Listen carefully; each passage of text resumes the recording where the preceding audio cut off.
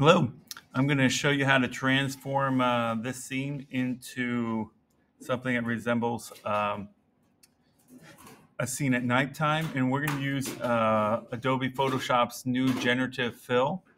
And so first thing I'm going to do with this photo right here is I'm going to duplicate the layer right here, the background. So I'm going to duplicate layer, and I right click, and then I have a background copy right there, okay? And then we're gonna be doing stuff right here. So after I make a duplicate copy right there for the background, so that way I don't mess with this background, although really you don't need to all the time, but I just like to do it, it's good practice. So I'm gonna go up here to select, and I'm going to select the sky. So once I select that sky, I'm actually going to inverse it because I want to select everything that's not the sky. So I'm going to go back up in here to select, and I'm going to go inverse. And so it's a really simple technique I'm going to do that's going to kind of give the impression that this is nighttime. Now, if you go up in here, you can also see there's an area right up in here that's not selected. So I'm actually going to go up here.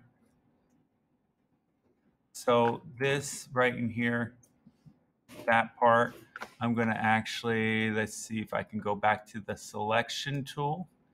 And I'm going to, depending on how big your photo is, you might have to change the size of the brush, bigger, smaller. So let's see if I do this correctly. I think I want to go minus. Yeah. So that's a small little thing. Okay, I'm going to go back into the regular view. Oh, there's a little spot right here. I'm going to hit that. So you might have to kind of go in there and fix it a little bit. But next thing I'm going to do is I'm going to go Command 0 on my Mac, and that's going to bring it back to fill the screen. So I kind of fix those little areas. Not a big deal. And I'm going to select now. Or this is select. We selected inverse. So now I'm going to go over here. I'm going to do a adjustment layer right here. So I'm going to click that, and I'm going to go to let's see. I believe it's hue saturation. Let me see if that's the right one I'm thinking of. Is that one it? No, it's not hue saturation. So not hue saturation. I just did it. And so now I'm trying to remember. Is it? Oh, it's actually photo filter. So you want photo filter. And right here, you're going to have different filters here. And it actually made a little layer mask for that area that we selected. So basically, it's going to affect all of this right here that's not the sky. So I'm going to come down to, I think it's LBB. There we go. So if you see how it just made everything cooler, which is kind of what you get at nighttime, right? Everything looks a lot cooler, like a cooler as in far as like a more blue color, okay? So now that we did that, it was color cooling filter LBB. Now we're going to select, I'm going to go back to the background layer, the background copy layer, okay? And I'm selecting this one. You have to have this layer selected. Then you're going to go back up here to select, and you're going to select the sky again. Except we're still going to do one more thing to this layer. So I'm going to have to go back in here again. I'm going to go select inverse, and then I believe it's minus.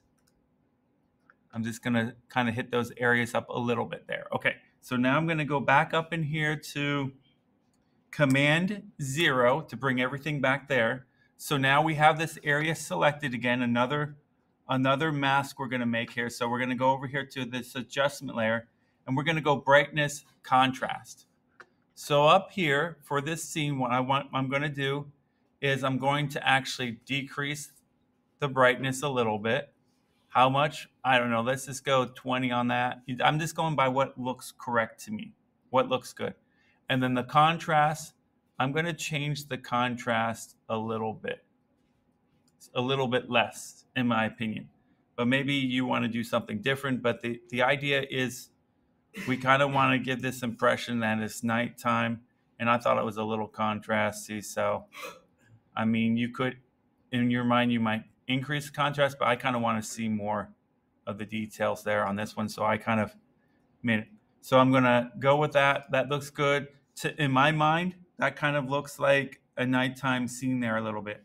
Now, the next thing we're going to do is we're going to select, again, the sky. But we're going to go back to this background layer, make sure that that background copy layer is selected. And we're going to go again in here, and we're going to go sky. And then this time, I'm going to zoom in by going Command plus, and then I hold down the space bar, and I can move it. Instead of minus, I'm going to go to plus, because I'm just going to hit that area right in there. Let's see, and hit this little area right in here. Okay, then I'm going to go Command 0, and now I more or less have the sky selected. Okay, now this is where we're going to do some really cool stuff. With this, I think it's the quick selection tool. I'm going to right-click on the sky, and I'm going to go Generative Fill. Now, sometimes you might have to put in different things or try it, more than once. But the idea is I want to put some kind of nighttime scene back in here, right? So I'm going to go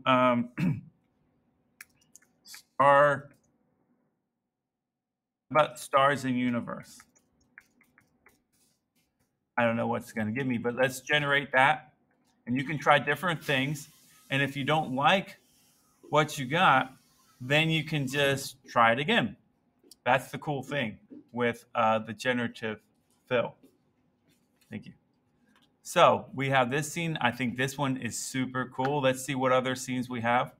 That one maybe not so much. That one not so much. That one looks pretty cool. But let's say you want to try it again. You can generate it again. I like the first one that came up with. I think that looks really cool. But let's just generate it again. See, you can get some different ones. There's that one, that one, that one. And let's just generate it again to see what else we get.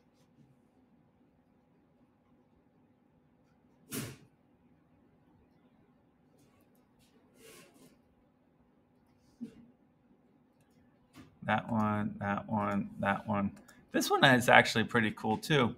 I almost still like that first one. That's pretty cool. But that one's pretty cool too. So let's go with that one. And now I can save this for all the layers. I can save it as a Photoshop file. Or if I'm going to turn it in and it's all good just where it is, I can save it as a JPEG. So I'm going to save this first as a Photoshop file. And then this time I'm going to save it, a copy, and I'm going to save it as a JPEG. Just like that. And there you go.